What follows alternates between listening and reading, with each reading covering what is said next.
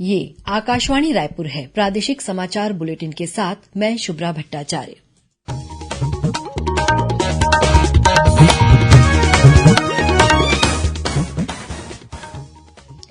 और अब पेश है आज के मुख्य समाचार। छत्तीसगढ़ राज्य कल मनाएगा अपना 23वां स्थापना दिवस। राजधानी सहित जिला मुख्यालयों में होगा राज्योत्सव का आयोजन। राष्ट्रीय आदिवासी नृत्य महोत्सव में शामिल होने के लिए विभिन्न देशों से नर्तक दल रायपुर पहुंचे। राज्योत्सव के मौके पर दिए जाने वाले 33 राज्य अलंकरण सम्मान और पुरस्कारों की आज की गई घोषणा। प्रदेश में समर्थन मूल्य पर कल से शुरू होगी धान खरीदी। और कांकेर जिले में आज सुरक्षा बलों के साथ हुई मुठभेड़ में 2 इनामी माओवादी मारे गए।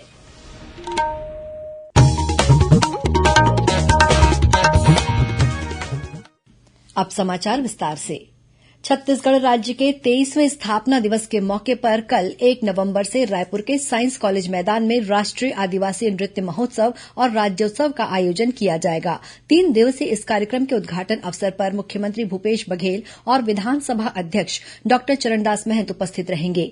वहीं कल शाम 7 बजे से राज्य अलंकरण समारोह का आयोजन होगा।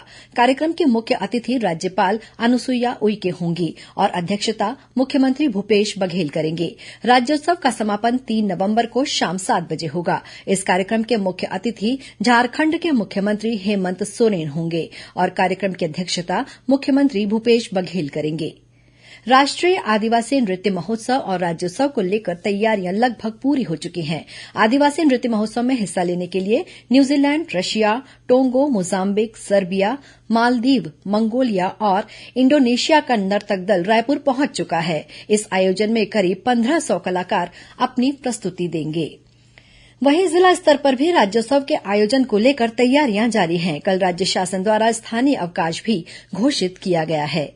राज्यपाल अनुसुईया उइके, मुख्यमंत्री भूपेश बघेल और छत्तीसगढ़ विधानसभा के नेता प्रतिपक्ष नारायण चंदेल ने छत्तीसगढ़ राज्य स्थापना दिवस के अवसर पर प्रदेशवासियों को बधाई और शुभकामनाएं दी हैं। छत्तीसगढ़ राज्य अलंकरण सम्मान पुरस्कारों की घोषणा कर दी गई है। संस्कृति मंत्री अमरजीत भगत ने आज रायपुर में आयोजित पत्रकार वार्ता में 33 राज्य अलंकरण सम्मान पाने वाली हस्तियों के नामों की घोषणा की। इस साल आदिवासी और पिछड़ा वर्ग उत्थान के क्षेत्र में उल्लेखनीय कार्य के लिए शहीद वीर नारायण सिंह सम्मान नारायण मरकाम को दिया जाएगा। वहीं पंडित लखनलाल मिश्र सम्मान लक्ष्मी प्रसाद मिश्रा, यति यतनलाल सम्मान खरसिया की मदन मोहन गौशाला, गुंडाधुर सम्मान अमितेश मिश्रा, मिनी माता सम्मान डॉक्टर मीरा शुक्ला, गुरु घासीदास सम्मान खेमचंद भारती, ठाकुर प्यारेलाल सिंह सम्मान अशोक अग्रवाल, हाजी हसन अली सम्मान जनाब यूनुस खान, पंडित रविशंकर शुक्ल सम्मान सीताराम अग्रवाल और पंडित सुंदरलाल शर्मा सम्मान रामेश्वर वैष्णव को दिया जाएगा। इसी तरह चक्रधर सम्मान के लिए वेदमणि सिंह ठाकुर को चुना गया है। वहीं दाऊ मंदराजी सम्मान जयंती यादव और पंडित राम को संयुक्त रूप से दिया जाएगा। डॉक्टर खूबचंद बघेल सम्मान खेदूराम बंजारे, महाराजा अग्रसेन सम्मान ईश्वर प्रसाद अग्रवाल, दानवीर भामाशाह सम्मान गंगोत्री वर्मा, श्रीमती बिलासाबाई केवटीन मत्स्य विकास पुरस्कार रूपचंद धीवर, संस्कृत भाषा सम्मान डॉक्टर बालकृष्ण तिवारी, डॉक्टर भंवर सिंह पोर्ते सम्मान टुकेश्वर कंवर और महाराजा रामानुज प्रताप सिंहदेव पुरस्कार एनटीपीसी सीपत और पालूराम साहू को संयुक्त रूप से प्रदान किया जाएगा। इसी तरह बिसाहूदास महंत पुरस्कार के लिए 4 लोगों का चयन किया गया है। ये हैं आनंद देवांगन, पदमचरण देवांगन, राजन देवांगन तथा कृष्ण कुमार देवांगन।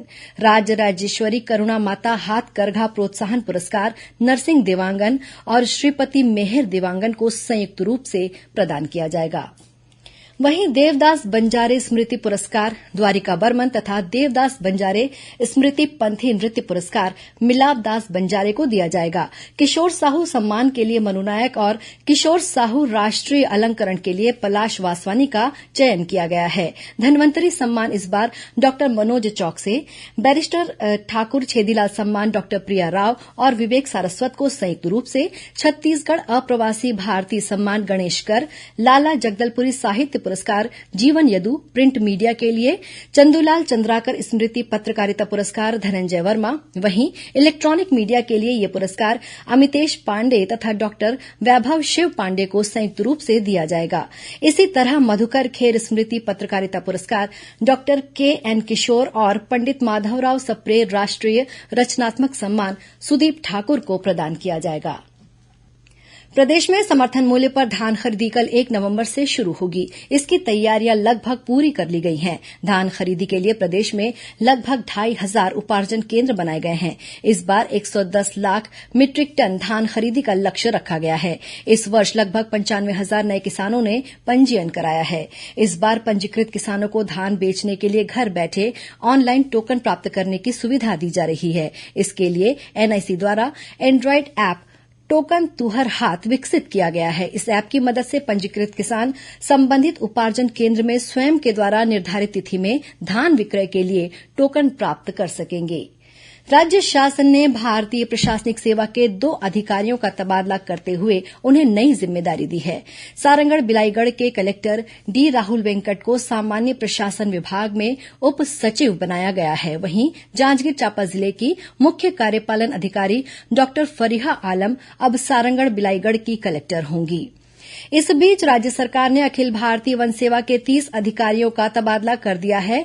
इनमें 3 अपर प्रधान मुख्य वन संरक्षक के अलावा कार्यकारी संचालक और मुख्य वन संरक्षक स्तर के अधिकारी भी शामिल हैं। प्रादेशिक समाचार आप आकाशवाणी रायपुर से सुन रहे हैं। छत्तीसगढ़ की खबरों से है आपका वास्ता और खबरों की विश्वसनीयता से है हमारा वास्ता। आकाशवाणी समाचार रायपुर के प्रादेशिक समाचार बुलेटिन के साथ ही हमारे समसामयिक कार्यक्रम आप रेडियो के अलावा अपने मोबाइल पर भी सुन सकते हैं। आकाशवाणी समाचार फेसबुक, ट्विटर और यूट्यूब पर भी उपलब्ध है। हमारा Facebook page Chhattisgarh news on AIR, Twitter handle CGAIR news और हमारा यूट्यूब चैनल है छत्तीसगढ़ AIR न्यूज। तो अब रेडियो के साथ ही आपके मोबाइल के जरिए भी हम पहुंच रहे हैं आप तक। छत्तीसगढ़ की हर खबर के लिए सुनते रहिए आकाशवाणी समाचार। और अब आगे बढ़ते हैं बाकी के समाचारों की ओर। कृतज्ञ राष्ट्र आज आधुनिक भारत के निर्माता लौह पुरुष सरदार वल्लभ भाई पटेल को उनकी 147वीं जयंती पर श्रद्धांजलि अर्पित कर रहा है। इस दिन को राष्ट्रीय एकता दिवस के रूप में मनाया जाता है। राष्ट्रपति द्रौपदी मुर्मू, उपराष्ट्रपति जगदीप धनखड़ और केंद्रीय गृह मंत्री अमित शाह ने आज सुबह नई दिल्ली में पटेल चौक पर सरदार वल्लभ भाई पटेल की प्रतिमा पर पुष्पांजलि अर्पित की। प्रधानमंत्री नरेंद्र मोदी ने आज गुजरात के केवड़िया में स्टैच्यू ऑफ यूनिटी पर आयोजित राष्ट्रीय एकता दिवस परेड की अध्यक्षता की। राष्ट्रीय एकता दिवस के अवसर पर आज राजधानी रायपुर, बिलासपुर, कोंडागांव सहित विभिन्न जिला मुख्यालयों में एकता दौड़ का आयोजन किया गया। रायपुर के कलेक्टोरेट चौक से मरीन ड्राइव तेलीबांधा तक एकता दौड़ आयोजित की गई। इस दौड़ में जनप्रतिनिधि, अधिकारी, कर्मचारी, खिलाड़ी, छात्र छात्राएं, एनसीसी कैडेट्स, एनएसएस के स्वयंसेवक, राजीव मितान क्लब के सदस्य, पुलिस जवान और बड़ी संख्या में आम नागरिक शामिल हुए। समापन स्थल पर सभी प्रतिभागियों को राष्ट्रीय एकता और अखंडता तथा सुरक्षा को बनाए रखने के लिए शपथ दिलाई गई। भिलाई के कल्याण महाविद्यालय में एकता दौड़ का आयोजन किया गया, जिसमें एनसीसी कैडेट्स ने भाग लिया। इस मौके पर कैडेट्स को राष्ट्रीय एकता बनाए रखने की शपथ भी दिलाई गई। वहीं राजभवन सचिवालय में राज्यपाल के उप सचिव दीपक कुमार अग्रवाल ने अधिकारियों और कर्मचारियों को शपथ दिलाई। साथ ही सतर्कता जागरूकता सप्ताह के पहले दिन भ्रष्टाचार मुक्त भारत, विकसित भारत पर सत्यनिष्ठा की प्रतिज्ञा भी ली गई। केंद्रीय सतर्कता आयोग द्वारा आज से सतर्कता जागरूकता सप्ताह मनाया जा रहा है। इस वर्ष का विषय है विकसित राष्ट्र के लिए भ्रष्टाचार मुक्त भारत। 6 नवंबर तक चलने वाले इस सप्ताह के पहले दिन आज प्रदेश के सभी जिलों के कलेक्टोरेट में अधिकारी कर्मचारियों ने सत्यनिष्ठापूर्वक, ईमानदारी और पारदर्शिता के साथ काम करने की शपथ ली। कांकेर जिले में आज सुरक्षा बलों के साथ हुई मुठभेड़ में 2 इनामी माओवादी मारे गए हैं। इन पर 8-8 लाख रुपए का इनाम घोषित था। जिले के पुलिस अधीक्षक शलभ सिन्हा ने घटना की पुष्टि करते हुए बताया कि सिकसोड़ थाना क्षेत्र में माओवादियों की उपस्थिति की सूचना मिलने पर कल बीएसएफ और डीआरजी की टीम को मौके के लिए रवाना किया गया था। इस दौरान ग्राम कड़मे के पास सुरक्षा बलों की माओवादियों के साथ मुठभेड़ हो गई। घटनास्थल की सर्चिंग के दौरान दोनों माओवादी के शव बरामद कर लिए गए हैं। मौके से पिस्टल, राइफल, पिट्ठू, वॉकी टॉकी, नगद राशि और अन्य सामग्री भी बरामद की गई है। इनमें से एक माओवादी की पहचान परतापुर एरिया कमेटी के सचिव और बस्तर डिवीजन कमेटी सदस्य के रूप में की गई है, जिसकी लंबे समय से सुरक्षा बलों को तलाश थी। लोक आस्था का पर्व छठ आज सुबह उगते सूरज को अर्घ्य देने के साथ संपन्न हो गया।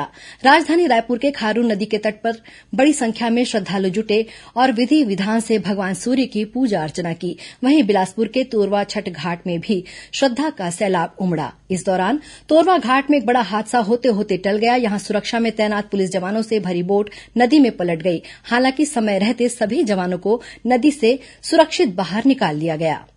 इससे पहले कल रायपुर के महादेव घाट में आयोजित छठ महापर्व कार्यक्रम में राज्यपाल अनुसुईया उइके भी शामिल हुईं। आज पूर्व प्रधानमंत्री भारत रत्न इंदिरा गांधी की पुण्यतिथि है। मुख्यमंत्री भूपेश बघेल और विधानसभा अध्यक्ष डॉक्टर चरणदास महंत ने स्वर्गीय इंदिरा गांधी की पुण्यतिथि पर उन्हें विनम्र श्रद्धांजलि दी है। रायपुर में जनसंपर्क विभाग द्वारा पूर्व प्रधानमंत्री इंदिरा गांधी और लौह पुरुष सरदार वल्लभभाई पटेल के व्यक्तित्व और कृतित्व पर आधारित छायाचित्र प्रदर्शनी साइंस कॉलेज ऑडिटोरियम में आयोजित की गई। एक दिवसीय इस प्रदर्शनी का उद्घाटन संस्कृति मंत्री अमरजीत भगत ने किया। और अब कुछ खबरें संक्षेप में। राज्य शासन ने मनुष्य और पशुओं के स्वास्थ्य पर जोखिम को देखते हुए कीटनाशक ग्लाइफोसेट और उसके उत्पाद को प्रतिबंधित कर दिया है। बिलासपुर रायपुर राष्ट्रीय राजमार्ग पर सरगांव के पास कल देर रात हुए सड़क हादसे में एक व्यापारी की मौत हो गई। वहीं 2 अन्य व्यक्ति गंभीर रूप से घायल हो गए हैं। और राजनांदगांव में दिव्यांगों के लिए आयोजित 2 दिवसीय व्हील चेयर क्रिकेट प्रतियोगिता में रायपुर की टीम विजेता रही। अंत में मुख्य समाचार एक बार फिर। छत्तीसगढ़ राज्य कल मनाएगा अपना 23वां स्थापना दिवस। राजधानी सहित जिला मुख्यालयों में होगा राज्योत्सव का आयोजन। राष्ट्रीय आदिवासी नृत्य महोत्सव में शामिल होने के लिए विभिन्न देशों से नर्तक दल रायपुर पहुंचे। राज्योत्सव के मौके पर दिए जाने वाले 33 राज्य अलंकरण सम्मान और पुरस्कारों की आज की गई घोषणा।